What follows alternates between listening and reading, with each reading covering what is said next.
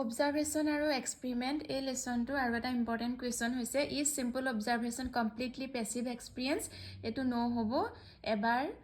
আগতে কুৱেশ্যন পেপাৰত আহিছে কুৱেশ্যনটো সৰল পৰ্যবেক্ষণ সম্পূৰ্ণভাৱে নিষ্ক্ৰিয় অভিজ্ঞতা হয়নে সৰল পৰ্যবেক্ষণ মানে হৈছে নিৰীক্ষণৰ কথা উদ্দেশ্য এটো নহয় বুলি লিখিব লাগিব কিন্তু 4 নম্বৰ বা 2 নম্বৰ কাৰণে আহিলে তোমালোকে অলপ বহলাই লিখিব লাগিব তোমালোকে এনেকৈ লিখিব লাগিব according to Stock and some other logicians again remark to লিখিব নালাগে simple observation as passive experience while experiment as active experience but it is not true simple observation is regulated perception with a definite purpose in view observation is selective and for this observer observes those facts which are relevant to our inquiry and rejects the irrelevant and unnecessary facts It is true that for this selection and rejection, the observer requires some mental activity. Stock আৰু আন কিছুমান তৰ্কবিদে নিৰীক্ষণক নিষ্ক্ৰিয় অভিজ্ঞতা আৰু পৰীক্ষণক সক্ৰিয় অভিজ্ঞতা বুলি অভিহিত কৰিছে কিন্তু এই কথাষাৰ সত্য নহয় কাৰণ নিৰীক্ষকজন যদি মানসিকভাৱে সক্ৰিয় নহয় তেনেহলে নিৰীক্ষণৰ বিষয়বস্তু নিৰ্বাচন বিশ্লেষণ আৰু অপ্ৰাসংগিক উপাদানসমূহ বৰ্জন আদি এনে ধৰণৰ কামবোৰ কৰিব নোৱাৰে হেহে ইয়াত নিৰীক্ষকজনৰ যথেষ্ট মানসিক প্ৰস্তুতিৰো প্ৰয়োজন আছে হেখত ক'ব পাৰি যে নিৰীক্ষণ একেবাৰে নিষ্ক্ৰিয় অভিজ্ঞতা নহয়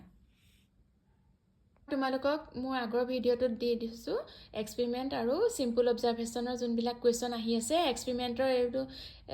ডেফিনিশ্যন হয় আৰু একটা ক্যাৰেক্টাৰিষ্টিক্স হয় আসামিজ আৰু ইংলিশ মিডিয়াম দুইটাতে দিছো তেনেকৈ সিম্পল অবজাৰভেশ্যন নিৰীক্ষণ মানে সৰল পৰ্যবেক্ষণৰ ক্যাৰেক্টাৰিষ্টিক্স ডেফিনিশ্যন আনসাৰ দি দিছো তোমালোকে স্ক্ৰিনশ্বট লৈ লবা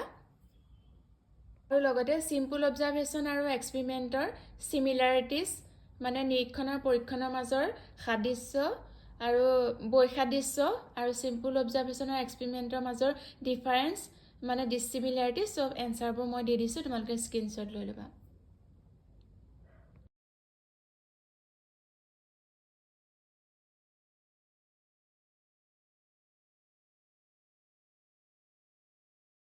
সিম্পল অবজাৰভেশ্যন আৰু এক্সপেৰিমেন্টৰ এডভান্টেজ ডিসএডভান্টেজো আহে তোমালোকে এটো নিৰীক্ষণৰ যদি সুবিধা আহে তেতিয়াহলে লিখিবা পৰীক্ষণৰ তুলনাত নিৰীক্ষণৰ পৰিসৰ অতি ব্যাপক আৰু টুটো হৈছে নিৰীক্ষণত কাৰ্যৰ পৰা কাৰণলৈ আৰু কাৰণৰ পৰা কাৰ্যলৈ যাব পাৰি নাম্বাৰ 2 নাম্বাৰ 3 টো হৈছে নিৰীক্ষণৰ স্থান পৰীক্ষণৰ আগত তাৰ পিছতে পৰীক্ষণৰ সুবিধাবিলাক এনেকৈ লিখিবা পৰীক্ষণত ঘটনাৰ পোনপোন প্ৰত্যক্ষ কৰিব পাৰি নাম্বাৰ 1 নাম্বাৰ 2 পৰীক্ষণত পৰীক্ষণীয় ঘটনাক পৰীক্ষকে আন অপ্ৰাসংগিক ঘটনাৰ পৰা সম্পূৰ্ণৰূপে পৃথক কৰিব পাৰে নাম্বাৰ 3 পৰীক্ষণত ঘটনাবোৰ অতি সুস্থভাৱে প্ৰত্যক্ষ কৰিব পাৰি নিৰীক্ষণৰ সিদ্ধান্ত সম্ভাৱনামূলক কিন্তু পৰীক্ষণৰ সিদ্ধান্ত নিশ্চিত স্বভাৱৰ এইকেইটা হৈছে পৰীক্ষণৰ সুবিধা